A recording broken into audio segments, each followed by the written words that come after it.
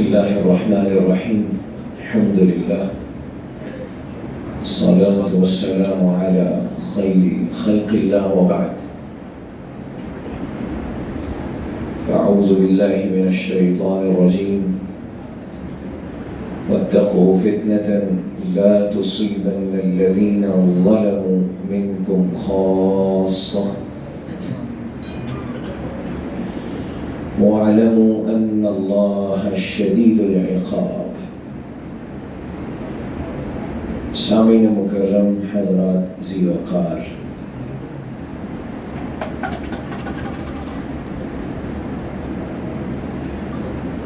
مسلمان کی زندگی میں ایمان اور عمل صالح سب سے بڑی نعمتیں ہیں، لیکن ایمان اور عمل صالح کے بعد ایک چیلنج اور بھی درپیش ہے، اور وہ ہے فتنے سے بچنے کا، فتنے سے اجتناب کرنے کا چیلنج۔ بندہ مومن بھی ہو اور عمل صالح بھی کرنے والا ہو، لیکن اگر فتنوں سے بچنے کا سلیقہ نہ ہو اور فتنوں سے بچنے کے اسباب کو اختیار کرنے والا نہ ہو تو ایمان اور عمل بھی خطرے میں پڑ جاتے ہیں۔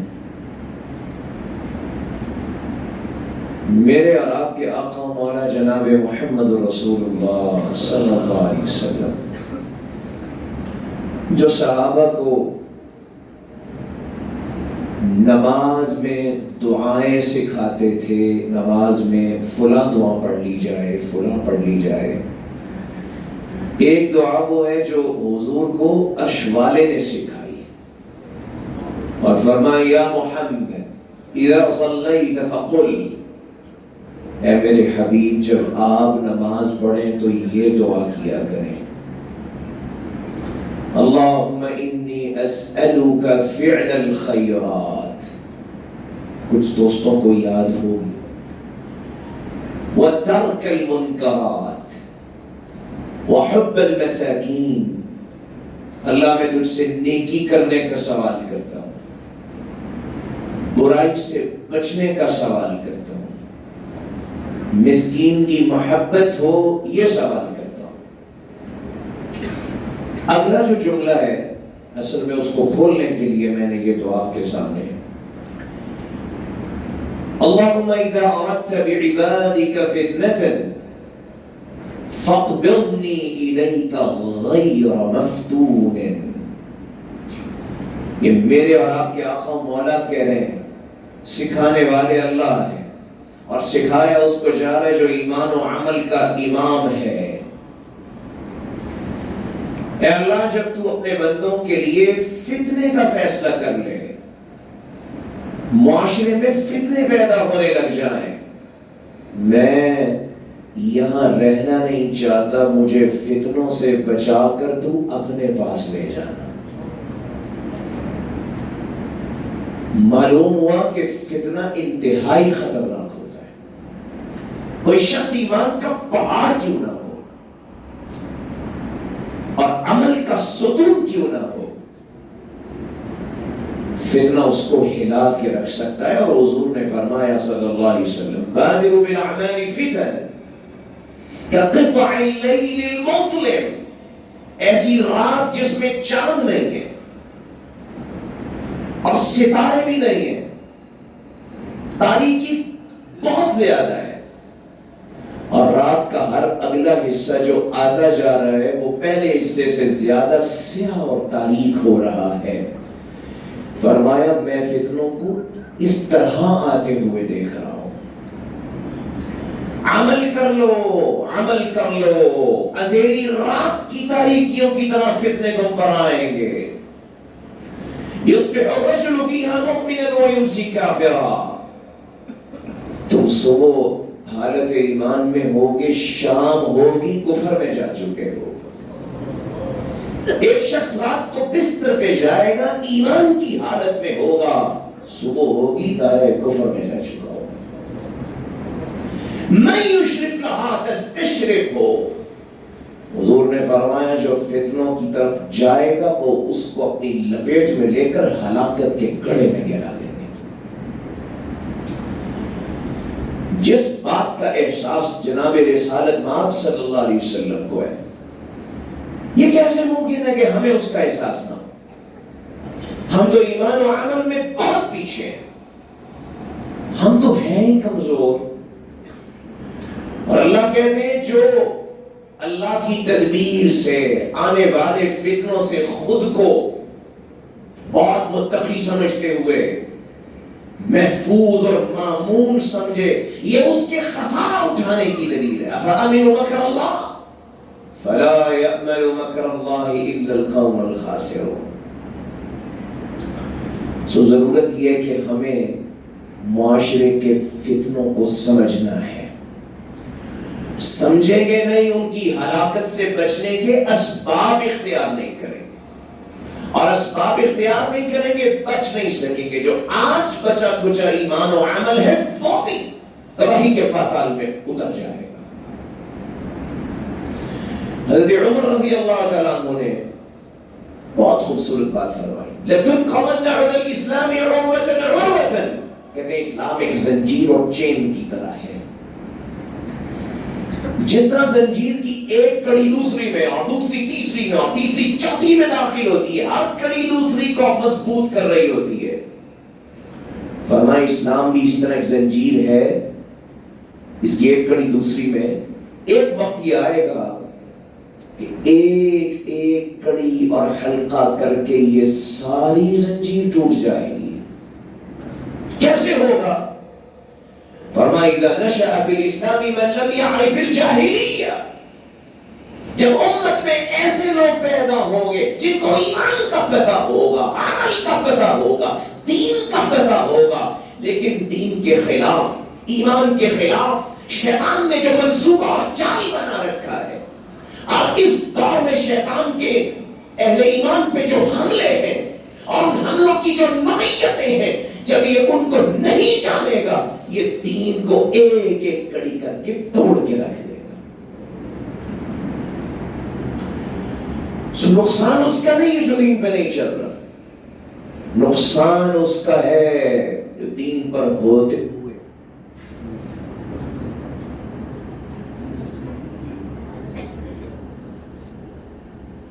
دونوں چلن دے.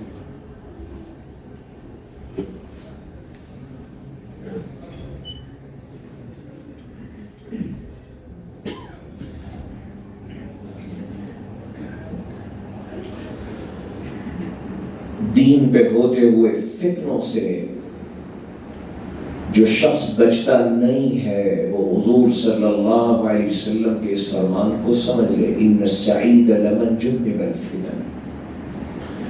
حضور نے فرمایا سعادت اس شخص کو ملتی ہے جو فتنوں سے بچنے کا اہتمام کرتا ہے. سو آپ صحابہ کو دعائیں سکھایا کرتے تھے اور ان سے کہا کرتے تھے فتنوں سے بچنے کی اللہ سے دعائیں مانگا کرو. آج بہت سے فتنے، اولاد کا فتنہ بھی ہے، مال کا فتنہ بھی ہے، دین کے علم سے غفلت کا فتنہ بھی ہے، دین کا جامع تصور نہ ہونے کا فتنہ بھی ہے، دین کے بارے میں شکوک اور شبہات کا فتنہ بھی ہے، خواہشات کی اقرار کا فتنہ بھی ہے.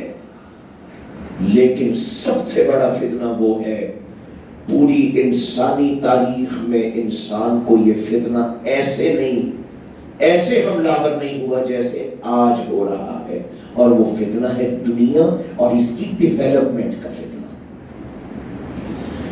پوری انسانی تاریخ میں کبھی انسان اتنا متوالا اور شرائی دنیا کو بنانے، سنوارنے، بسانے، بہتر کرنے، یہاں رہنے کے اسباب مہیا کرنے، اس کو ڈیولپ کرنے کی سوچ لے کر یہ کبھی ایسی انسانی تاریخ میں ایسا انسان کے اوپر دور نہیں آیا کہ اس نے اس کے لیے اتنا اہتمام کیا اور جتنا آج کا انسان کر رہا ہے. قوم عاد نے تھوڑا سے اہتمام کی کوشش کی، اللہ نے ان کو کہا اتبنون بکل ریع آیۃ تعبثون وتتخذون مصانع لعلکم تخلدون. یمن کے ریت کے پہاڑوں کے اوپر عالی شان محل بنانے والوں، اللہ نے پوچھا یہاں ہمیں لیے آئے ہو جو اتنے بڑے گھر بنا رہے ہو؟ آج سب سے بڑا فتنہ دنیا کا، حضور نے فرمایا تھا للفقر اخشى علیکم، مجھے یہ خوف نہیں ہے کہ تم بھوکوں مر جاؤ گے، خوف اور خدشہ مجھے اس بات کا ہے ان تبسط علیکم الدنیا، دنیا کے خزانے تم پہ کھول دیے جائیں گے اور تمہارا مقابلہ، تمہاری توجہ، تمہارا ہم غم فکر یہ دنیا بن جائے گی، فتولککم کما اہلکتہم، پھر جس طرح اس دنیا کے فتنے نے یہودیوں اور عیسائیوں کو ہلاک کیا، یہ تمہیں بھی ہلاکت کے گڑھے میں گرائے گا۔ بدترین فتنہ ہے ہماری سوچ، ہماری ایپسٹیم، ہماری علمیات، ہماری ایجوکیشن، ہمارے ادارے، ہماری سوچ، فکر، خاندان، رشتے، ناطے جس نقطے پہ کھڑے ہیں وہ دنیا کی ڈیولپمنٹ کا نقطہ ہے۔ ہر آدمی اسی سوچ کے لیے صبح اٹھتا ہے اور یہی سوچ لیے ہوئے رات کو بستر پہ چلا جاتا ہے۔ تو خیر یہ میرا اس وقت موضوع نہیں کہ فتنے کیا ہے، یہ صرف میں نے آپ کو ایک مثال کے طور پہ ذکر کیا ہے۔ ہمارا جو اصل موضوع ہے جس پہ آپ نے غور کرنا ہے، ان فتنوں سے بچنے کے اسباب کیا ہیں۔ میں اور آپ یہ 26 روزے گزار چکے، اب 27واں روزہ درپیش۔ اللہ روزے سے کیا چاہتے تھے؟ اللہ کے دین میں ہر حکم کا ایک مقصد ہوتا ہے، نماز کا ایک مقصد ہے، وَأَقِمِ الصَّلَاةَ لِذِكْرِي، اللہ کہتے ہیں نماز پڑھو تاکہ تمہارا سینہ میری یاد سے معمور ہو جائے۔ نماز پڑھو تنہی عن الفحشاء والمنکر، تمہیں بے حیائی سے اور گناہ کے کاموں سے بچانے کا سبب بنے۔ زکوٰۃ دو تزکیہم تطہرہم وتزکیہم، یہ تمہارے نفس کی علائشوں کو دھوئے گی، تمہارے مال کی گندگی کو دور کرے گی۔ روزے کا بھی ایک مقصد تھا، رمضان کا بھی ایک مقصد تھا، قیام کا ایک مقصد تھا۔ تراویح کی صورت میں، قیام کی صورت میں امام کے پیچھے جماعت کے ساتھ اس کا اہتمام حضور نے خود بھی کیا، صحابہ نے کرا، مقصد تھا۔ اور میں یہ سمجھتا ہوں وہ مقصد یہی تھا، ہم ان اسباب کو اختیار کر لیں جو ایمان و عمل میں ہمیں آگے سے آگے لے جائیں۔ وہ ان اسباب پہ ہم نے غور کرنا ہے۔ سب سے پہلے جو سبب ہے وہ حدیث ہے جو رسول اللہ صلی اللہ علیہ وسلم کی وہ حدیث ہے، ابن رجب الحنبلی رحمہ اللہ جامع العلوم والحکم میں کہتے ہیں کہ جو ادب کا چیپٹر ہے، اور سارا دین ادب ہی ہے، یہ ویسے یہ غلط بات ہے، سارے دین کو اگر ایک لفظ میں بیان کرنا ہے، الادب۔ ادب کی دو قسمیں، الادب مع اللہ، الادب مع الخلق۔ سلیقہ ہے، طریقہ ہے، اللہ سے کیسے معاملہ کرنا ہے، اللہ کی مخلوق سے کیسے کرنا ہے، سارا حلال و حرام، ساری عبادات اور جو کچھ شریعت میں بیان ہوا ہے، انہی دو باتوں کو بتانے کے لیے اللہ سے حسن معاملہ کیسے ہوتا ہے، اللہ کی مخلوق سے حسن معاملہ کیسے ہوتا ہے، تو ادب ہی ہے نا۔ علامہ ابن رجب فرماتے ہیں رحمہ اللہ، شریعت کا جو ادب کا چیپٹر ہے وہ 4 حدیثوں کی بنیاد پہ کھڑا ہے۔ ادب کی ساری عمارت 4 پلرز پہ کھڑی ہے، 4 حدیثیں ہیں وہ، اور ان میں جو سب سے بڑی حدیث ہے من حسن اسلام المرء ترکہ ما لا یعنی، یہ ہے پہلا سبب فتنوں سے بچنے کے لیے۔ من حسن اسلام المرء، اس حدیث میں اللہ کے رسول نے 2 باتیں بیان کی۔ ایک تو وہ بات کی ہے کہ مجھے اور آپ کو جن چھوڑا ہے، اللہ اسلام کو جامد سطح پہ نہیں رکھے ہوئے دیکھنا چاہتے۔ میں نے اور آپ نے اسلام کو ایک جامد سطح پہ رکھ دیا، بالکل یہ اسٹیٹک ہے۔ ہم میں سے کوئی 10 سال کا مسلمان ہے، کوئی 20 سال کا مسلمان ہے، کوئی 30 سال کا مسلمان ہے نا۔ بچپن میں جو یعنی پیدائشی مسلمان تو سارے ہی ہوتے ہیں، یہودی کے گھر بھی جو پیدا ہوتا ہے وہ فطرت اسلام پہ پیدا ہوتا ہے، عیسائی کے گھر بھی، مجوسی کے گھر بھی۔ ہمارا اصل جو اللہ سے ریلیشن شپ ہے وہ تو شروع ہوتا ہے جب ہم شرور کی زندگی میں آتے ہیں، اس کے بعد ذرا کوئی 10 سال، کوئی 20 سال، 25 سال، 30 سال۔ سوال یہ ہے، یہ 30 سال گزر گئے، 20 سال گزر گئے، 10 سال گزر گئے، میں کہتا ہوں 4 دن بھی گزرے ہوں، میرے اور آپ کے اسلام میں ڈیولپمنٹ کتنی ہوئی ہے؟ وہاں کا وہیں کھڑا ہے یا اس کے اندر حسن پیدا ہوا ہے، وہ آگے بڑھا ہے؟ اللہ چاہتے ہیں ہر آنے والے دن کے ساتھ تمہارا ایمان آگے بڑھے، اسلام سے ایمان پہ آؤ، ایمان سے احسان پہ آؤ، احسان کا پہلا درجہ مراقبے کا درجہ ہے، اس کیفیت پہ آ جاؤ کہ اب میں جو بھی قول و عمل کرتا ہوں یہ احساس رہتا ہے اللہ مجھے دیکھ رہے ہیں۔ احسان کا اگلا درجہ کیا ہے؟ مشاہدہ ہے۔ دنیا کی کوئی چیز جو حسن و جمال والی ہو اور کمال والی ہو، میں اس کی پرفیکشن کو دیکھتا ہوں، میں اس چیز کو بھول کر اس کے خالق کی طرف پلٹ جاتا ہوں۔ یہ مدارج ہے۔ اللہ چاہتے ہیں کہ تم اسلام کے مدارج طے کرو، یہ نہیں کہ بس پہلے دن جہاں پہ کھڑے تھے 10 سال گزر گئے وہاں کے وہیں کھڑے، دکانداری کتنے سال ہو گیا جی؟ 15 سال ہو گئے۔ اچھا پہلے دن کتنا نفع تھا؟ 100 روپے، آج کتنے؟ 100 روپے ہی ہے۔ آپ کہیں گے چھوڑو کوئی اور کام کر لو، کس کام میں اپنا وقت ضائع کر رہے ہیں؟ آگے نہیں بڑھے تم تو پڑھتے ہوئے کتنا صحیح 5 سال ہو گئے، وہی ABC سیکھی ہے تو آگے بھی چلے ہوئے جی بہت کچھ سیکھ لیا، یا نہیں سیکھ سکا تو بیکار وقت ضائع کیا۔ میں نے اور آپ نے دین میں کتنا وقت ضائع کر دیا۔ جو شخص ڈیولپ نہیں کر رہا اس کا دین آگے نہیں بڑھ۔ اللہ چاہتے ہیں حسن پیدا ہو دین میں، من حسن اسلام میں آگے بڑھو دین میں۔ ایک تو یہ بات بیان کی، دوسرا ترکہ ما لا یعنی۔ اللہ کہہ رہے ہیں یہ آگے بڑھنے کا دین میں فارمولا، اور میں نے جیسے شروع میں عرض کیا فتنوں سے بچنے کا سبب یہ ہے اپنی زندگی سے لا یعنی کاموں کو نکال کے پھینک دیں۔ آج کی پوری تہذیب، آج شیطان کا پورا منصوبہ، کوئی مارکا، کوئی مقابلہ دنیا میں نہیں ہے سوائے ایک مقابلے کے، خیر اور شر کا مقابلہ ہے۔ انسانوں نے مصنوعی مقابلے بنائے، یہ پارٹی کا پارٹی سے مقابلہ، اس تنظیم کا اس تنظیم سے، اس جماعت کا اس جماعت سے، اس مسلک کا اس مسلک سے۔ دنیا میں ایک ہی مارکا ہے، ایک طرف حزب اللہ اور دوسری طرف حزب الشیطان ہے، ایک طرف رحمان اور رحمان کے بندے ہیں اور دوسری طرف شیطان اور شیطان کی ضروریت ہے، بس یہی مارکا ہے۔ اس مارکے میں شیطان نے اس تہذیب کو جو سب سے بڑا اس وقت دھوکہ دیا ہے وہ کیا ہے؟ لا یعنی کاموں میں پھنسا دیا، بے مقصد کاموں میں۔ حضور کہتے ہیں ترکہ ما لا یعنی، جس شے کی کوئی مقصد نہیں، اس کا کوئی معنی نہیں، اس کا کوئی دنیا آخرت کا نفع نہیں ہے، اس کو چھوڑ دے جاؤ۔ اسے چھوڑے بغیر تمہارا دین آگے نہیں بڑھے گا۔ یہ تہذیب کہتی نہیں جتنے لا یعنی کام ہے سارے کر لو۔ آرٹ کے اوپر ڈگریاں دی جا رہی، آرٹ پہ، میرا اور آپ کا آرٹ سے کیا تعلق ہے؟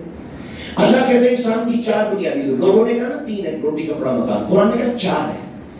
اللہ تجوع فیہا ولا تعرى وانک لا تظمأ فیہا ولا تضحى۔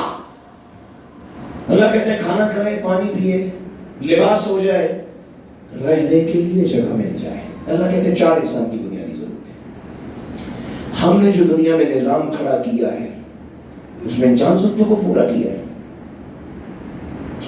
لا یعنی نظام شیطان نے ہمارے لیے کھڑا کیا، کیوں؟ تاکہ ہمارے دین آگے نہ بڑھے اور مشغولیت رہے، دین سے اعراض رہے، اللہ سے یہ انسان غافل رہے، بیکار کاموں میں پڑا رہے۔ میں تو یہ کہتا ہوں بنی اسرائیل میں تھوڑے زمانے کے لیے یہ کام ہوا تھا اور بہت چھوٹی جگہ پہ ہوا تھا۔ اللہ نے سورہ بقرہ میں اس کا بڑا تفصیل سے تبصرہ کیا ہے۔ وہ جادو کے علم کے پیچھے لگ گئے سلیمان علیہ السلام کے زمانے میں۔ جادو کی کتابیں باپ بھی پڑھ رہے، بیٹا بھی پڑھ رہے، بہن بھی پڑھ رہی، بھائی بھی پڑھ رہے، چودھری صاحب بھی پڑھ رہے، ایلیٹ کلاس بھی پڑھ رہی ہے، غریب بھی پڑھ رہے۔ جیسے آج بھی دنیا کو بنانے کے علوم لا یعنی امور میں دنیا پاگل اور متوالی ہوئی ہے، وہ جادو کے پیچھے پاگل ہو گئے تھے۔ اللہ نے قرآن میں تبصرہ کیا اور کہا کہ یہ بیچارے ان کا کوئی کمال اور عروج نہیں تھا، اللہ انتقام لیتے ہیں قوموں سے۔ جب قومیں اللہ کی کتاب کو وَأَظْهُرِهِمْ اپنی پشتوں کے پیچھے پھینکتی ہیں، اللہ کی کتاب کو سمجھنے سمجھانے پڑھنے پڑھانے آئین و دستور حیات بنانے کا طرز عمل چھوڑتی ہے۔ اللہ قوموں سے انتقام لیتا ہے، اللہ ان کو لا یعنی کاموں پھنساتا ہے، جیسے اللہ نے بنی اسرائیل کو جادو کے پیچھے لگا دیا۔ ساری قوم جادو کے پیچھے پاگل ہو، ان کو تو صرف جادو کے پیچھے لگایا تھا، اللہ نے ہمیں کن چیزوں کے پیچھے لگا دیا۔ اللہ سو پہلی چیز فتنوں سے بچنے کے لیے زندگی سے لا یعنی چیزوں کو نکال، لا یعنی گفتگو اور کلام کو نکالیں۔ یہ حدیث میں حیران کو ہمارے یہاں رمضان میں سنائی جاتی پر مکمل نہیں۔ الصوم جنہ، حضور نے فرمایا روزہ ڈھال ہے۔ ڈھال کیا کام کرتی ہے؟ لڑنے والے کو دشمن کے وار سے بچاتی ہے۔ روزہ ڈھال ہے، جہنم کی آگ سے بچاتا ہے، اللہ کے غضب و غضب سے بچاتا ہے۔ روزے دار اور آگ کے درمیان یہ رکاوٹ بنتا ہے، لیکن ہم نے حدیث پوری نہیں سنی۔ حضور نے فرمایا الصوم جنۃ ما لم یخرقها، لڑنے والے کو ڈھال اس وقت تک بچاتی ہے جب تک ڈھال میں چھید اور سوراخ نہ ہو جائیں۔ جب چھید اور سوراخ ہو جائیں، دشمن کی تلوار سوراخ میں سے کراس کر کے اس کی گردن کو تن سے جدا کر دیتی ہے۔ فرمایا اسی طرح تمہارا روزہ تمہاری زبان کے استعمال سے اس میں چھید اور سوراخ ہو جاتے ہیں، پھر اللہ کی آگ سے یہ ڈھال روزے کی تمہیں بچا نہیں سکے گی، اس کے سوراخوں میں سے آگ نکلے گی، تمہیں جلا کے بھسم کر دے گی۔ ما لم یخرقها، اور محدثین نے لکھا ہے کہ جو روزے کی ڈھال میں چھید کرتی ہے وہ زبان کرتی ہے، زبان کر کثرت سے۔ میں تو عرض کر رہا ہوں لا یعنی کلام چھوڑنے کا، ہمارے یہاں تو زبان کے گناہ بھی بڑے عام چل رہے ہیں، غیبت ہو رہی ہے، الزام لگ رہا ہے، بہتان تراشی ہو رہی ہے، کوئی بات نہ ملے، کوئی موضوع نہ ملے، حکمرانوں میں تبرہ، سیاستدانوں کی خامیوں اور کوتاہیوں سے ہم نے اپنے ایمان کو برباد کرنے کا پورا نظام کھڑا کر رکھا ہے۔ حضور نے فرمایا ذکر الناس کا، لوگوں کو ڈسکس کرنا، لوگوں کا ذکر کرتے رہنا زبانوں سے، یہ تمہارے دلوں کو بیمار کر دیتا ہے۔ وَذِكْرُ اللَّهِ شِفَاءٌ، اور اللہ کا ذکر تمہارے دل کی بیماریوں کو ختم کر دیتا ہے۔ اللہ کے ذکر میں شفا ہے، لوگوں کے ذکر میں بیماری ہے۔ تو لا یعنی گفتگو، لا یعنی مجلس میں، لا یعنی گیدرنگز، حضور نے فرمایا کوئی 2 4 5 10 لوگ گلیوں میں، چوراہوں میں، چوپالوں میں کہیں بھی بیٹھے نہیں، کوئی گیدرنگ نہیں کرے گا۔ صحابہ نے کہا اللہ کے رسول ضرورت بھی ہوتی ہے، کبھی کوئی رشتہ ناتا ہے، کبھی کوئی لین دین ہوتا ہے۔ حضور نے فرمایا اگر بیٹھنا ہی ہے، گیدرنگ کرنی ہے تو شرط یہ ہے پہلے اللہ اور اس کے رسول اور اس کے دین کی بات کرنی ہے، پھر اپنی بات کرنی ہے۔ اگر یہ نہ کیا اور بیٹھ گئے، قیامت کے دن یہ بیٹھنا ندامت اور شرمندگی بن جائے گا۔ میرے دوستو اور عزیزو، لا یعنی امور کو زندگی سے نکالیں، زبان کا غلط استعمال۔ ایک حدیث جو بہت غور والی حدیث، معاذ بن جبل رضی اللہ تعالیٰ سرور کونین کو کہتے ہیں صلی اللہ علیہ وسلم ایک عمل بتائیں یقربنی الی الجنہ ویبعدنی عن النار، ایک عمل بتائیں مجھے جنت میں لے جائے اور جہنم سے بچائے۔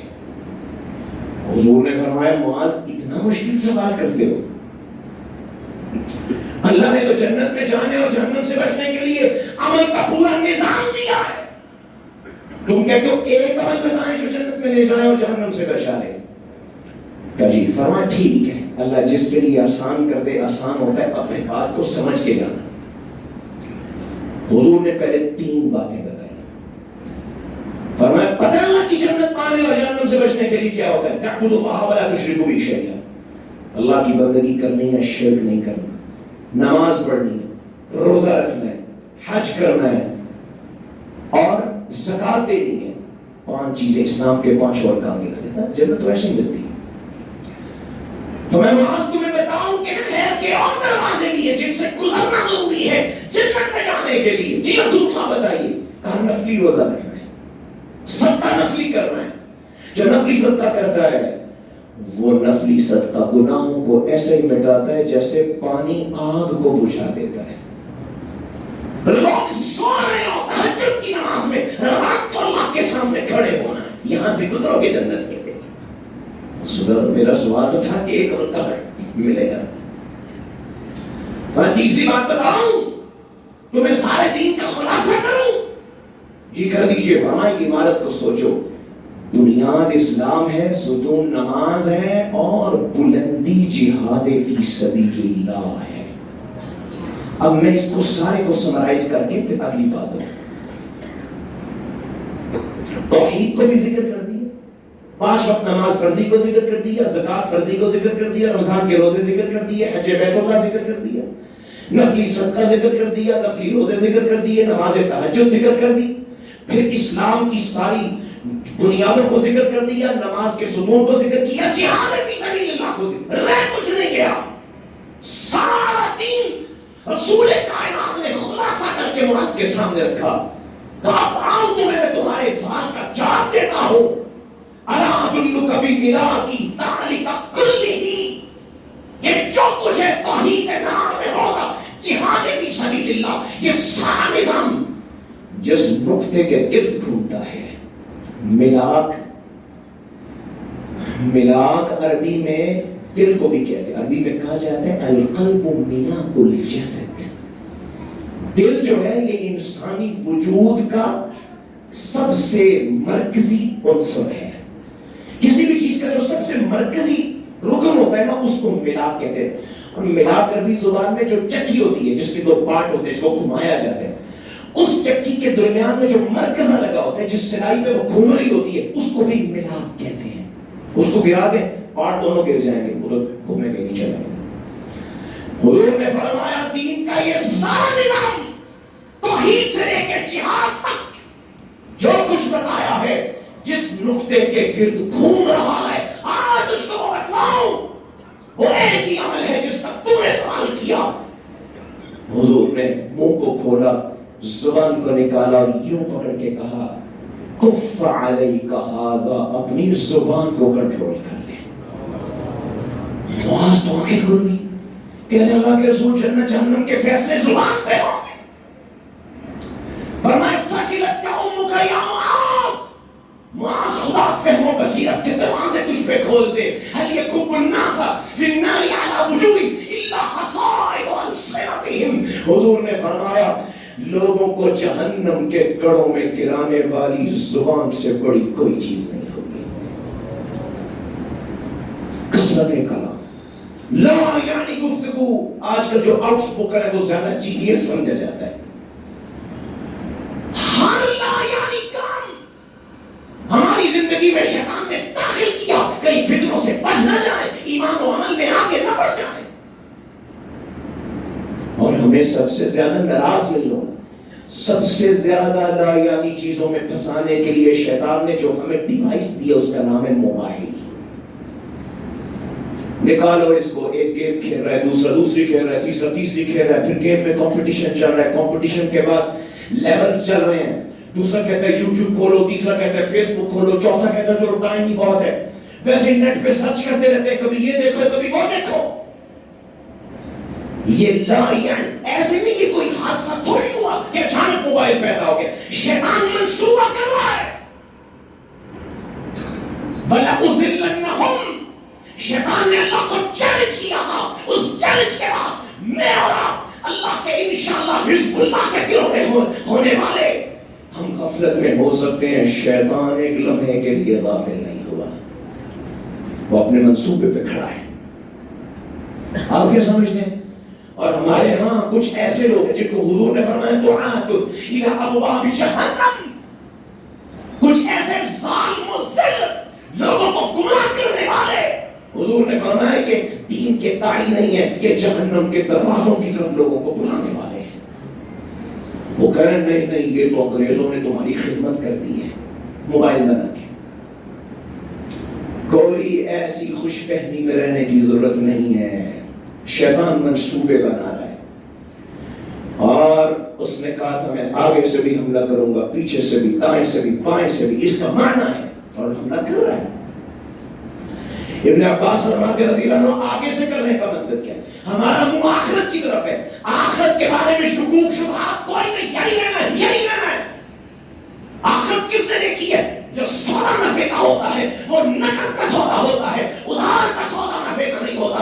آخرت میں جا کے دیکھی جائے گی، یہاں تو دنیا میں ساؤ خوشی کرو، پیچھے سے بھی آئے گا، پیچھے کیا چھوڑا ہے؟ دنیا چھوڑی۔ دائیں سے آئے گا، دائیں پہ نیکی ہوتی ہے، بائیں سے آئے گا برائی ہوتی ہے۔ تو شیطان تو پورا منصوبہ بنا کے ہمیں لاحیانی کاموں میں الجھا دیا اس نے۔ پکڑو موبائل، لگے رہو سارا دن، غافل رہو اللہ سے۔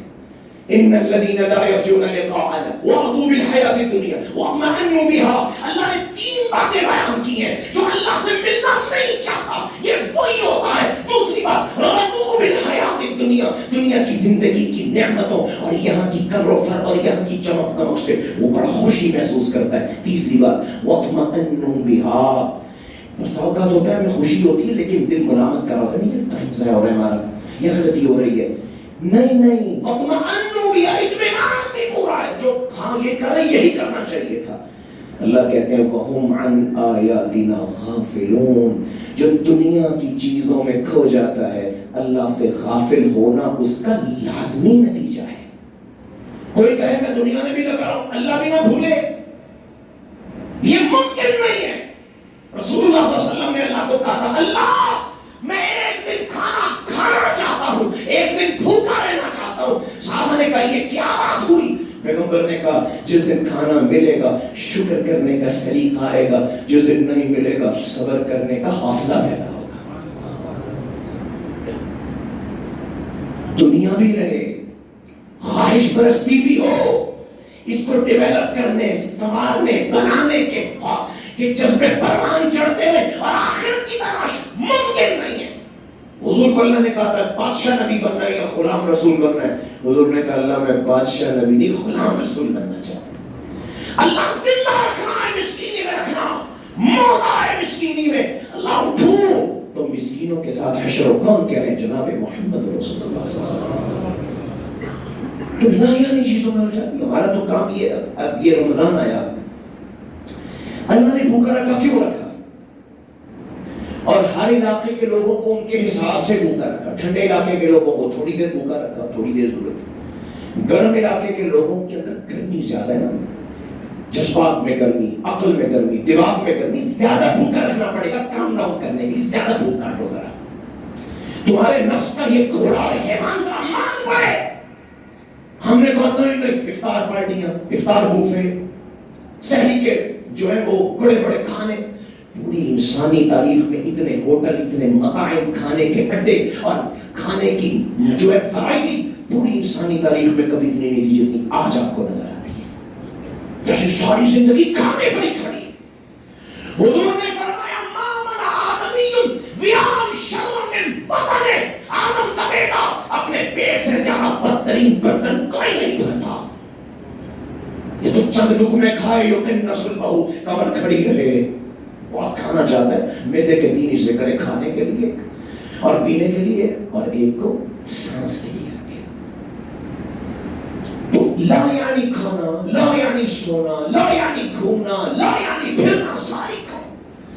اچھا ابھی عید کی چھٹیاں آئیں گی، ساری قوم شمالی علاقہ جات میں پائی جائے گی، بھاگو بھاگو بھاگو، جیسے اللہ کی طرف سے اعلان مل گیا ہو کہ لو جی جنت کا سرٹیفکیٹ۔ سلف صالحین کہتے تھے راحت، پوچھنے والے نے پوچھا راحت کب ملے گی؟ کہا راحت تب ملے گی جب اللہ ہاتھ میں پروانہ دے گے، جا میں تجھ سے راضی ہو گیا اور تیرا مقدر میں نے جنت کو بنا دیا ہے۔ راحت تو تب آئے گی، ورنہ تو پھر وہ تکلیف ہے جو ہمیں تو محسوس نہ ہوئی، امام مالک کو ہو گئی۔ عشاء کی نماز پڑھ کے گھر پہنچے، لوگ بستر میں جا رہے ہیں، مصلی بچھایا اور کھڑے ہو گئے اللہ کی بارگاہ میں، وَهُوَ قَابِضٌ عَلَى لِحْيَتِهِ، داڑھی کو پکڑ لیا، آنسوں پہ آنسو لے کر رہے۔ پوچھنے والے نے پوچھا سوتے کیوں نہیں؟ تھوڑی دیر سو جائیں، قیام کرنے کا ذوق ہے تو ٹھہر کے کر لیجئے گا۔ کہتے ہیں مجھے تو سمجھ نہیں آتی اس بندے کو نیند کیسے آ جاتی ہے جس کو یہ پتا ہو کہ اس کے پاؤں کے نیچے جہنم کے انگارے سلگ رہے ہیں۔ وہ جہنم جس کو اللہ نے ہزاروں سال سلگایا ہے اور اتنا جلایا ہے، وہ اللہ میرا ایک حصہ ہی دوسرے حصے کو کھائے جا رہا ہے. جہنم شکا گناہ ہے, میرا ہی حصہ مجھے کھائے جا رہا ہے. امام مالک کہتے ہیں جس کے قدموں کے نیچے وہ جہنم ہے وہ بستر پہ سو کیسے سکتا ہے؟ نہیں نہیں نہیں, میری نیند اڑے گی خدا نہ خواستہ جب میری دکان میں آگ لگے گی. مطلب روٹین یہ ہے نا, میں فیل ہو گیا, 2 سال محنت کی, پیسہ لگایا, ڈگری میں مطلوبہ نمبر نہیں آئے, مہینہ نیند نہیں آئے گی. جہاں چاہتا تھا مال و دولت حسب نسب والا رشتہ ٹوٹ گیا, نیند نہیں آئے گی. کس نے جانا کہ اوپر اللہ کی جنت ہمارا انتظار کر رہی ہے اور نیچے جہنم کے انگارے اٹھ رہے ہیں. پھر ہمیں بستر پہ نیند کیسے آئے؟ کانوا قلیلا من اللیل ما یہجعون وبالاسحار هم یستغفرون. اللہ کہتے ہیں جو اہل ایمان ہوتے ہیں ان کے پہلو بستروں پہ آرام نہیں کر پاتے, تھوڑی دیر سوتے ہیں پھر اٹھ کے بیٹھ جاتے ہیں اللہ سے گناہوں کی معافی مانگتے مانگتے ان کی راتیں بسر ہوتی. تو نامیانی چیزوں سے نکل آئے, جائیں گے سیر سپاٹا تفریح. حضور صلی اللہ علیہ وسلم کو کیا کہا اللہ نے؟ وَإِذَا فَرَغْتَ فَانْصَبْ. میں کبھی اس آیت کو پڑھتا ہوں انسان ورتہ حیرت میں چلا جاتا ہے. پہلے تو لفظ کیا کہ فَانْصَبْ, اردو میں ہوتا ہے نا نصب کرنا, اردو کا لفظ ہے نصب کرنا. کوئی چیز رکھنا اور نصب کرنا میں فرق ہوتا ہے نا اردو میں. زمین کو کھودو, گڑھا بناؤ, بیچ میں چیز ڈالو, مٹی سے اس کو دفن کرو, یہ آپ نے نصب کیا ہے. جو رکھا ہے وہ ہل سکتا ہے, جو نصب کیا ہے وہ اپنی جگہ سے ہلے گا نہیں. اللہ نے کہا فَإِذَا فَرَغْتَ فَانْصَبْ, اے میرے حبیب جب فارغ ہوں تو عبادت میں ریاضت میں خود کو نصب کر لیں. میں کہتا ہوں اللہ کے رسول کس چیز سے فارغ ہوتے تھے؟ گری ہوئی بات تو نہیں میں کر سکتا, میں اور آپ تو میں کہوں جناب آپ کھیل کے فارغ ہوئے ہیں. رسول اللہ صلی اللہ علیہ وسلم کس کام سے فارغ ہوتے تھے؟ حضور کا کوئی کام بے مقصد کام نہیں ہوتا تھا. جہاد کر رہے ہیں, دعوت اللہ کا کام ہے, لوگوں کا نظم و نسق سیدھا کر رہے ہیں اور لوگوں کے فیصلے کر رہے ہیں, اللہ کی حدوں کا نافذ کر رہے ہیں, یہ حضور کا کام ہوتا تھا. جو خود مطلوب تھا اللہ نے کہا اس پر بھی یہ کام کر کے بھی بیٹھے تو بیٹھنا نہیں ہے, سیدھا میری بارگاہ میں آ کر نصب ہو کے قائم ہو کے کھڑے ہو جانا ہے. اللہ یہ اس کی بات ہے, لِيَغْفِرَ لَكَ اللَّهُ مَا تَقَدَّمَ مِن ذَنبِكَ وَمَا تَأَخَّرَ. میرے اور آپ کے دامن تو بھرے ہوئے گناہوں سے, یاد بھی نہیں کتنے گناہ ہیں. سو فتنوں سے بچنے کے لیے جو میں نے پہلے آپ کو یہ بات عرض کر دی, سب سے پہلی لا یعنی اور بے مقصد چیزوں سے نکل جائے. دوسری بات فتنوں سے نکلنے کے لیے 5 نکاتی نظام ہے, لیکن بات لمبی نہ ہو جائے, میں صرف 1-2 نقطہ اور بیان کرتا ہوں, پھر ہم اللہ سے دعا مانگتے ہیں اللہ ہمیں فتنوں سے ویسے ہی بچا لے. ہم بڑے ناقص ہیں, کرنے کے کام میں تو ہم پورا چھوڑے آرام ہی نہیں کر پائیں گے. اللہ تیری رحمت ہمیں مل جائے تو ہر فتنے سے چھٹکارا مل سکتا ہے. دوسرا کام جو کرنے کا ہے, جو اس دور میں شیطان نے نہیں ہونے دیا اور نہیں ہونے دے رہا, مسجد کو اپنا ٹھکانہ بنائے. مسجد سے آج جو ہمارا تعلق ہے دین کی تاریخ میں اس کا کوئی تصور نہیں تھا. رسول اللہ صلی اللہ علیہ وسلم کے زمانے میں مسلمانوں کی تاریخ میں صالحین کے عہد مبارک میں یہ تصور نہیں تھا مسجد سے وہ تعلق ہو مسلمانوں کا جو آج تعلق ہے. آج کیا تعلق ہے؟ ایک تو یہ تعلق ہے نا کہ جو مسجد میں جانا ہی, یہ بھی ایک تعلق کی نوعیت ہوتی ہے. ہجر کا تعلق چھوڑا ہوا ہے, چھوڑا ہوا ہے, معاذ اللہ کہا نہیں زبان سے, حال سے تو چھوڑا ہی ہوا ہے نا, زبان سے نہیں کہا پر چھوڑا ہوا ہے, مسجد کو ہجر میں رکھا ہوا ہے. ایک یہ بھی تعلق ہے. چلو عید کی نماز دیکھ لیں گے. دوسرا یہ کہ جمعہ پڑھ لیں گے, جمعہ تو جاتے ہیں. تیسرا جو سب سے زیادہ ہے کوئی کہے گا جی میرا تو بڑا تعلق ہے, وہ کیا ہے؟ 5 وقت نماز پڑھتا ہوں. کیسے پڑھتا ہوں؟ اذان میرے لیے کوئی شے نہیں ہے, میں گھڑی دیکھتا رہتا ہوں.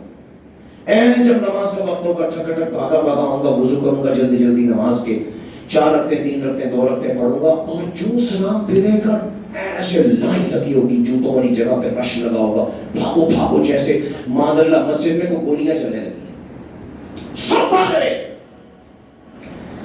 فتنوں کے دور میں مسجد سے یہ واجبی تعلق پیدا کرنا شیطان کا کام تھا.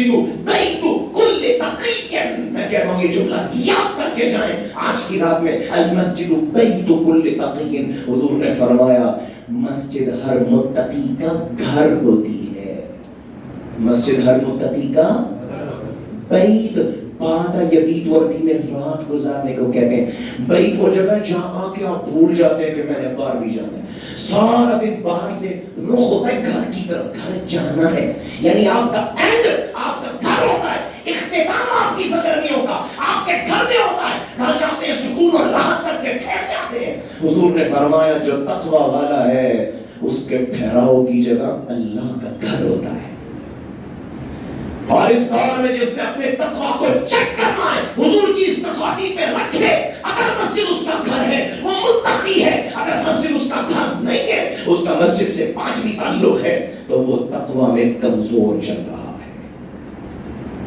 مسجد گھر ہے، گھر ہونے کا مطلب کیا؟ مسجد میں آئے اللہ دل کرتا ہے کہ یہیں پہ رہ جاؤں، مجھے تو باہر جانا ہی نہ پڑے، بھائی اسی لیے تو زندہ ہے، یہ کائنات زمین و آسمان اسی لیے بنے تھے، میں اور آپ آج زندہ کیوں ہیں؟ تاکہ ہماری موت ایمان کی حالت میں ہو جائے، اگر اس لیے نہیں ہے تو 1000 سال زندہ رہ کے بھی بیکار ہے اور کچھ نہیں کرا، کچھ بھی حاصل نہیں کیا۔ اور اگر یہ یقینی ہو جائے کہ یہاں موت آئے گی وہاں اللہ راضی ہوگے، میرا خیال ہے یہاں کوئی رہنا نہیں چاہے گا، کہے گا اللہ مجھے آج اپنی جنتوں میں بسا دے، اللہ کے گھر میں آئے تو میں بھول جائیں میں نے جانا ہے، کیوں بھول جائیں؟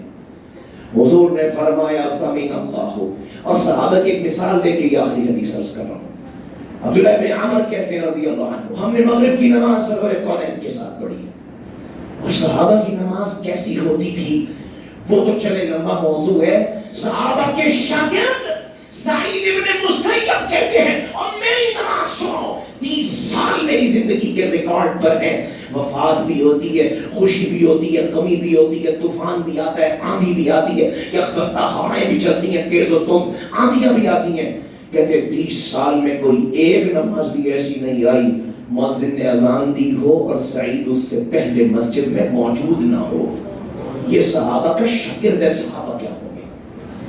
اگر ابن عمر کہتے ہیں حضور کے ساتھ مغرب کی نماز پڑھی، امام کون ہے؟ جو ابراہیم کی بھی نماز کا امام ہے علیہ السلام، جو موسیٰ اور ہارون کی نماز کا امام بھی ہے، جو عیسیٰ اور یحییٰ کی نماز کا امام بھی ہے، وہ امام ملا صحابہ کو جناب محمد رسول اللہ صلی اللہ علیہ وسلم۔ مغرب کی نماز پڑھی، کہتے ہیں بعد میں ذکر اذکار ہوئے، سنتیں ہوئیں، کچھ دوست بیٹھے رہے، کچھ حاجت ضرورت سے، ظاہر ہے بیٹھنا فرض تو نہیں ہے، سکون سے اللہ سے ملاقات کر کے کچھ چلے گئے، کچھ بیٹھے رہے۔ کہتے ہیں حضور اٹھے، حجرے میں گئے، تھوڑی دیر کے بعد جلدی جلدی آئے اور سانس پھولی ہوئی ہے۔ صحابہ نے اللہ کے رسول خیر تو ہے، فرمایا خیر کہے کی؟ اب شروع میرے ساتھیوں بشارتیں بشارتیں، خوش ہو جاؤ، ھذا ربکم قد فتح بابا من ابواب السماء، یہ تمہارا رب ہے، اس نے آسمان کے دروازوں میں سے ایک دروازہ کھول دیا ہے۔ اللہ کیوں کھولا ہے؟ یوائی بکم الملائکہ، حضور کہتے ہیں وہاں اس نے فرشتوں کی مجلس لگائی ہوئی ہے اور تمہارا نام لے لے کے وہاں وہ فخر کر رہا ہے۔ کہتا ہے انظروا عبادی، میرے بندوں کو دیکھو، قد قضوا فریضۃ، جو میں نے لازم کیا تھا وہ نماز تو پڑھ چکے لیکن میرے گھر کو چھوڑنے کے لیے تیار نہیں، اگلی نماز کا انتظار کرنے کے لیے میرے گھر میں بیٹھے ہوئے ہیں۔ حضور نے فرمایا مسجد جس کا گھر بن جائے اللہ ضمانت لیتے ہیں کتنی چیزوں کی، بالروح، اس کے اندر کو ٹھنڈا کرنے کی، والرحمتی، باہر سے بھی رحمت اترے گی، والجواز عن الصراط، میں بھی اس کی تشریح زیادہ نہیں کر سکتا، فرمایا پل صراط سے گزار کے تمہیں اللہ لے کے جائیں گے۔ پل صراط سیدھا نہیں ہے، جہنم کے منہ کے اوپر ایسے ہے مدحوا، اور فرمایا صرف ایسے نہیں ہے، مزلہ سلپری ہے، پاؤں رکھو نیچے جاتا ہے. پھر فرمایا اوپر سے فلیٹ نہیں ہے، ادق من الشعر احد من السیف، بال سے زیادہ باریک ہے، تلوار کی دھار سے زیادہ تیز ہے، کوئی اوپر پہنچ جائے ٹکڑے ہو کے جہنم میں گرے گا. حضور نے فرمایا اللہ کہتے ہیں میں نے ضمانت لے لی ہے، جس نے میرے گھر کو اپنا گھر بنا لیا، جس کا ٹھکانہ بیٹھنا اٹھنا سونا جاگنا ہم غم فکر ذکر اللہ کا دین مسجد بن گئی ہے، یہیں پہ سیکھتا ہے، یہیں پہ سکھاتا ہے، یہیں پہ زیادہ وقت گزارنا چاہتا ہے. اللہ کہتے ہیں اس کو پل صراط سے گزارنا میری ذمہ داری ہے. وَإِلَى الْجَنَّةِ، اور فرمایا اللہ کہتے ہیں میری ذمہ داری ہے اس کو جنتوں تک لے جاؤں گا، اور میری ذمہ داری ہے جنت کی ساری نعمتیں پیچھے رہ جائیں، دو نعمتیں سب سے بڑی ہیں، ساری جنتیں پیچھے رہ جائیں گی. ایک نعمت ہے اللہ کے چہرے کے دیدار کی نعمت، دوسری نعمت ہے اللہ کا اعلان میرے جنتیوں میں راضی ہو گیا، اب کبھی ناراض نہیں ہوں گا. حضور کہتے ہیں جس نے مسجد کو اپنا ٹھکانہ گھر بنا لیا، اللہ کہتے ہیں میں اس کو اپنی نعمت رضوان عطا کروں گا. میرے دوست اور عزیزوں، فتنوں سے بچنے کے لیے مسجدوں کو اوڑھنا بچھونا بنا، وضو اذان سے پہلے مسجد میں آئیں، نماز کے علاوہ مسجد میں آئیں، تحیۃ المسجد پڑھیں، قرآن سیکھیں، دین سیکھیں، شریعت سیکھیں، فقہ سیکھیں. آج کا بدترین فتنہ یہ بھی ہے، یہ سوچنا کہ دین کے علم کے لیے ہم نے دین کو ہم نے ایسے بنا لیا جیسے میڈیکل سائنس ہوتی ہے. انجینئرنگ کے لیے ہم نے کچھ انجینئر پیدا کیے ہیں جناب، اور میڈیکل کے لیے کچھ ڈاکٹرز کام کر رہے ہیں نا، اور کچھ لوگ مینجمنٹ پہ کام کر رہے ہیں. اس طرح ہم نے کچھ لوگوں کو مولوی بنا دیا، دین کا علم سیکھنے کا کام وہ کر رہے ہیں. شیطان کا بدترین فتنہ ہے یہ سوچ فکر کسی شریعت سے کتاب و سنت سے نہیں لی، یہ سارا دھوکہ دیا گیا. دین کا علم دو طرح کا ہے، ایک علم وہ ہے جو اسی طرح فرض عین ہے جیسے نماز فرض عین ہے، ہر شخص پہ وہ سیکھنا لازم ہے. اور قربان جاؤں میں زیادہ اس بات کی تشریح نہیں کر سکتا، امام بخاری رحمۃ اللہ نے تو حد کر دی. انہوں نے کہا نماز بعد میں فرض ہے، توحید کا اقرار بعد میں فرض ہے، لیکن دین کے علم کو حاصل کرنا یہ پہلا فرض ہے. عقیدے کی ہر کتاب میں علماء نے لکھا سب سے پہلا واجب کیا ہے؟ پہلا واجب ہے اللہ کی معرفت کا علم حاصل کرنا. سو مسجدوں سے جڑ جائیں، لا یعنی چیزوں کو چھوڑ دیں. اللہ ہمارے گناہوں کو معاف فرمائے، اللہ ہمیں فتنوں سے محفوظ فرمائے. دعا کر لیجئے. وَإِلَٰهُكُمْ إِلَٰهٌ وَاحِدٌ لَا إِلَٰهَ إِلَّا هُوَ الرَّحْمَٰنُ الرَّحِيمُ. اللهم صل على محمد وعلى آل محمد كما صليت على إبراهيم وعلى آل إبراهيم إنك حميد مجيد. اللهم بارك على محمد وعلى آل محمد كما باركت على إبراهيم وعلى آل إبراهيم إنك حميد مجيد. اے اللہ ہمیں ایمان کا نور عطا فرما دے، اے اللہ ہمیں توحید کی نعمت عطا فرما دے، اے اللہ ہمیں توحید کی نعمت عطا فرما، اے اللہ ہمیں شرک و کفر سے بچا دے، اے اللہ ہمیں نفاق اور ریا سے بچا دے، اے اللہ ہمیں سمع اور شہرت سے بچا دے، اے اللہ ہمیں اے اللہ دنیا کے بدلے اے اللہ دین کو بیچنے کی روش سے بچا لے، اے اللہ ہمیں آخرت کو ترجیح بنانے کی توفیق عطا فرما دے، اے اللہ ہمیں دنیا کے فتنوں سے بچا، اے اللہ دنیا کے فتنوں سے بچا، اے اللہ ہمیں آخرت کا متلاشی بنا دے، اے اللہ ہمیں آخرت کا متلاشی بنا دے، اے اللہ ہمیں اپنی جنتوں کا وارث بنا دے، اے اللہ ہمیں اپنی جنتوں کی رغبت ہمارے دلوں میں پیدا فرما دے، اے اللہ ہمیں سرور کونین صلی اللہ علیہ وسلم کا صحیح معنوں میں وفادار اور مخلص پیروکار بنا دے، اے اللہ ہم حضور کی ختم نبوت پہ راضی ہیں، اے اللہ ہم تیری توحید پہ راضی ہیں، اے اللہ تو ہمیں اپنی رضا عطا فرما دے، اے اللہ ہمیں اپنی رضا عطا فرما دے، اے اللہ ہم پر اپنی رحمتوں کا نزول فرما دے، اے اللہ ہمیں اپنے نور کی چھاؤں میں لے لے، اے اللہ ہمیں اپنی برکتوں کی چھاؤں میں لے لے، اے اللہ یہ رات آج آخری عشر کی رات ہے، اے اللہ تیرے ہی فیصلے ہیں، زمین و آسمان کو بنانے سے ہزاروں سال پہلے بھی تو نے فیصلے کیے، اے اللہ آدم کی پشت سے ہم سب کو نکال کے بھی تو نے فیصلے کیے، اے اللہ ہر سال بھی لیلۃ القدر میں تو فیصلے کرتا ہے، اے اللہ ہم اپنی ماؤں کے پیٹوں میں تھے تو نے فیصلے کیے، اے اللہ تو ہر روز کل یوم ہوا فی شان فیصلے کرتا ہے، اللہ ہمارے لیے جنتوں کا فیصلہ فرما دے، اے اللہ ہمارے لیے خیر کا فیصلہ فرما دے، اے اللہ ہمارے لیے ایمان کا فیصلہ فرما دے، اے اللہ ہمیں دین پہ قائم فرما، اے اللہ ہمیں استقامت عطا فرما، اے اللہ سیدھا راستہ عطا فرما، اے اللہ برے راستوں سے بچا، اے اللہ شرک و کفر کے راستوں سے بچا، اے اللہ بدعت اور انحراف کے راستوں سے بچا، اے اللہ رسول اللہ سے بے وفائی کے راستوں سے بچا، اے اللہ حضور کی وفاداری کے راستے پہ چلا، اے اللہ ہمیں رسالت مآب صلی اللہ علیہ وسلم کی پیروی کی توفیق عطا فرما، اے اللہ ہمیں دین خالص عطا فرما دے، اے اللہ ہمیں علم دین عطا فرما دے، اے اللہ ہمارے گھروں میں دین کی روشنی پیدا فرما دے، اے اللہ ہمارے معاشروں میں دین کی روشنی پیدا فرما دے، اے اللہ امت مسلمہ آج بڑے برے حال سے کھڑی ہے، اے اللہ یہ گناہوں کا وبال ہے، اے اللہ ہماری غفلتوں کا نتیجہ ہے، اللہ تو امت کے حال پہ رحم فرما دے، اے اللہ مظلوم مسلمانوں کی مدد فرما، اے اللہ مقہور مسلمانوں کی مدد فرما، اے اللہ ان کی صفوں میں اتحاد پیدا فرما، اے اللہ ہمیں دشمنوں کے تسلط سے محفوظ فرما، اے اللہ ہمیں اختیار کے شکنجے سے آزاد فرما، اے اللہ ہمیں دین کا تابعدار بنا، اے اللہ ہمیں دین پہ چلنے والا بنا، اے اللہ دین کو ہماری پسندیدہ ترین شے بنا دے، اے اللہ ہم دین کو ساری چیزوں پہ ترجیح دینے والے بنا دے، اے اللہ ہمیں آخرت کا متلاشی بنا، اے اللہ ہم اس دنیا سے رخصت ہو ایمان اور توحید کے ساتھ رخصت ہو، اے اللہ اس حال میں رخصت ہو کہ تو ہم سے راضی ہو چکا، اے اللہ اس حال میں قبر میں پہنچے کہ جنت کا باغیچہ بن جائے، اے اللہ اس حال میں اٹھے ہمارا حشر ایسے ہو جیسے میرے پیغمبر نے فرمایا جنت کی سواریاں ہمیں محشر کے میدان میں لے جانے کے لیے آئے، اے اللہ تیرا قرآن ہمارا استقبال کرے کر کے جنت کے دروازوں پہ لے جائے، اے اللہ ہمیں حضور کی رفاقت میں جنت الفردوس کا وارث بنا، اے اللہ ہمیں حضور کی رفاقت میں جنت الفردوس کا وارث بنا، اے اللہ ہمیں مشکلات سے نکال، اے اللہ مصیبتوں سے نکال دے، اے اللہ جو بیماروں میں صحت کاملہ عاجلہ دائمہ عطا فرما دے، اے اللہ کچھ ساتھیوں نے کہا ہے، ایک صاحب ابھی اپنی بیٹی کے حوالے سے کہہ رہے تھے،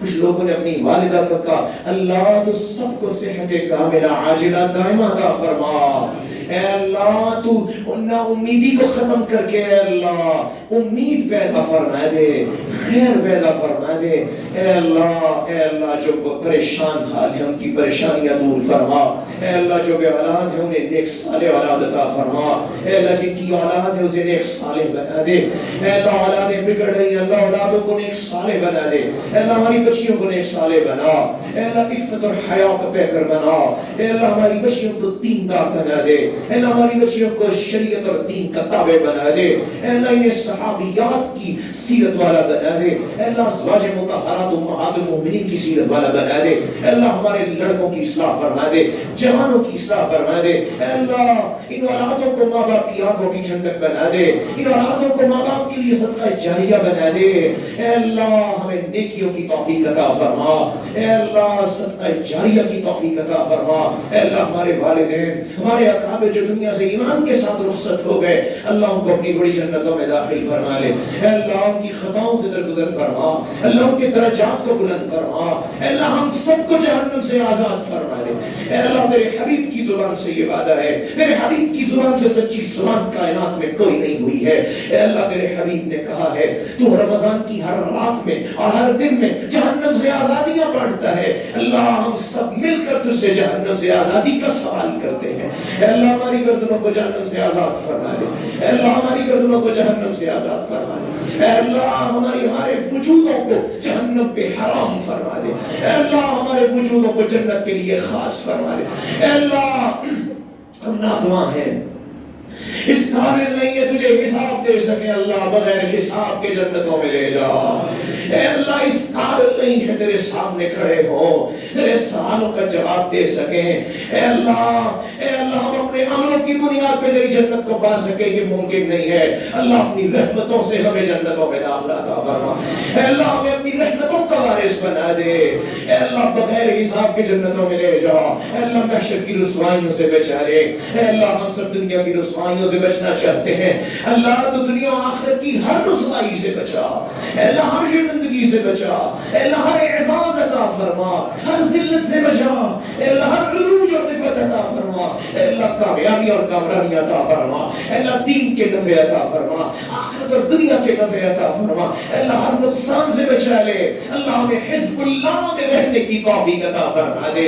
اے اللہ شیطان کے اس مارکے میں اللہ ہمیں شیطان اور شیطان کی ذریت اور اس کے پجاریوں سے کامیاب تقویٰ کے بلبوتے پر لڑنے کی توفیق عطا فرما. اے اللہ شیطان کے شر سے بچا. اے اللہ شیطان کے منصوبوں سے بچا لے. اے اللہ پورے معاشرے کو شیطان کے منصوبوں سے بچا لے. اے اللہ ہمارے وہ دوست اور بھائی جو شیطان کے راستے پہ چل رہے, اللہ ان کو ہدایت عطا فرما. اے اللہ ہمارے حکمرانوں کو ہدایت عطا فرما. اے اللہ ہمارے حکمران ان لوگوں کو ہمارا حکمران بنا جن کے سینے میں تیرا خوف موجود ہو, جو تقویٰ والے ہوں, ایمان والے ہوں, دین کو مقدم رکھنے والے ہوں. اے اللہ پاکستان کی حفاظت فرما. اے اللہ یہاں کے باسیوں کی حفاظت فرما. اے اللہ اس کے ملک اور سال میں برکتیں عطا فرما. اے اللہ پاکستان کے ملک اور سال میں برکتیں عطا فرما. اس کے پیمانوں کو برکتوں سے بھر دے. اے اللہ پوری امت مسلمہ کی حفاظت فرما. اللہ حرمین کی زیارت کی توفیق عطا فرما. اللہ حرمین کی رونقوں کو اسی طرح بحال اور زیادہ شاد فرما دے. اے اللہ ہم سب کو ایمان کی حلاوت عطا فرما. اے اللہ ہم سب کو گناہوں کی بخشش کا انعام عطا فرما دے. اے اللہ جتنے روزے رکھے یہ اس اخلاص سے, اے اللہ اس جد و جہد سے شاید نہ رکھ سکے جو تیرے حبیب کی اور صحابہ کی ہوتی تھی. اے اللہ پر کوشش تو کی ہے, تیرے حبیب کا وعدہ ہے ایک قدم تو اٹھاؤ, اللہ 10 قدم آتے ہیں, چل کے تو آؤ, اللہ بھاگ کے آتے ہیں. اے اللہ ہم تیری طرف لپکنا چاہتے ہیں. اے اللہ ہم سب تیری طرف مائل ہیں, پورے اخلاص سے مائل ہیں. جو روزے رکھے, قیام کیا, صدقہ کیا, اللہ اس کو ہمارے لیے توشہ آخرت بنا دے. اے اللہ اس کو ہمارے لیے گناہوں کا کفارہ بنا دے. اے اللہ دائمی رضا عطا فرما. اے اللہ دائمی مغفرت عطا فرما. اے اللہ اس حال میں اٹھیں, یہ بھی تیرے حبیب کا وعدہ ہے. میرے گھر میں اللہ کہتے ہیں میرے گھر میں آ جاؤ, پھر تمہارے اٹھنے سے پہلے میں فرشتوں کو بھیج کر اعلان کرتا ہوں تم سب کو معاف کر دیا. اللہ ہمارے اٹھنے سے پہلے ہمارے سارے گناہوں کو معاف فرما دے. اے اللہ جو پتا ہے وہ بھی معاف کر دے. اے اللہ جو ہمیں نہیں پتا وہ بھی معاف کر دے. اے اللہ چھوٹے بھی معاف کر دے. اے اللہ بڑے بھی معاف کر دے. اے اللہ ہر خطا کو معاف کر سکتا ہے. اے اللہ ہماری ساری خطاؤں کو معاف فرما دے. تیرے در کے سوا ہمیں اور کہیں سے معافی نہیں چاہیے. تیرے در کے سوا ہمیں کہیں اور سے مشکل کشائی نہیں چاہیے. تیرے در کے سوا کہیں اور سے حاجت رہائی نہیں چاہیے. اے اللہ ہمارے سر تیری بارگاہ میں اور صرف تیری بارگاہ میں جھکے ہیں. اے اللہ یہ ہاتھ بھی صرف تیری بارگاہ میں اٹھے ہیں. اے اللہ ان اٹھے ہوئے ہاتھوں کی لاج رکھ لے. اے اللہ ان کو خالی ہاتھ نہ لوٹا. تیری شان بزرگی نہیں ہے کہ تو خالی لوٹا دے. تو مانگنے والوں کو خالی نہیں لوٹاتا ہے. اے اللہ ہماری جھولیوں کو مغفرت سے بھر دے. ہماری جھولیوں کو برکت سے بھر دے. ہماری دامنوں کو رحمت سے بھر دے. اے اللہ اس محفل میں تیرے بڑے تقوی والے, ایمان والے, اور اس محفل میں اے اللہ بہت سے کمزور ایمان والے بھی, اللہ تو سب کو مغفرت عطا فرما دے. اے اللہ تو سب کو مغفرت عطا فرما دے. اے اللہ دین خالص پہ قائم فرما دے. اے اللہ رمضان گزرے, رمضان کی برکتیں پورا سال ہماری زندگی میں پیدا ہو جائیں. اے اللہ دین ہمیشہ کے لیے ہماری زندگی میں آ جائے. اے اللہ دین پہ استقامت عطا فرما, مداومت اور ہمیشگی عطا فرما.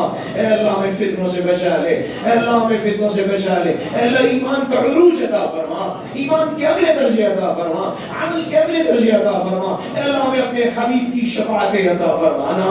اے اللہ ہمیں اپنے حبیب کی سفارشیں عطا فرمانا. اے اللہ ہم تیرے حبیب کے حوض کوثر کے پیاسے ہیں. اے اللہ محشر کے میدان میں جو حوض کوثر ہے اس کا پانی ہمارے نصیب میں فرمانا. اے اللہ وہ نہر کوثر جو تم نے جنتوں میں بنائی, اللہ ہمیں اس کا پانی بھی نصیب فرمانا. اے اللہ ہماری دنیا کو آخرت کے لیے قربان کرنے والا بنا دے. دنیا کو آخرت کے لیے استعمال کرنے والا بنا دے. اے اللہ ہمیں آخرت کی فکر پیدا فرما دے. ربنا تقبل منا انك انت السميع العليم وتب علينا انك انت التواب الرحيم. وصل اللهم على نبينا محمد وآله وصحبه أجمعين. अजमईन बिरहमतिक या अरहम। अहबाब के लिए कारी इमरान साहब का कहना है, ये मस्जिद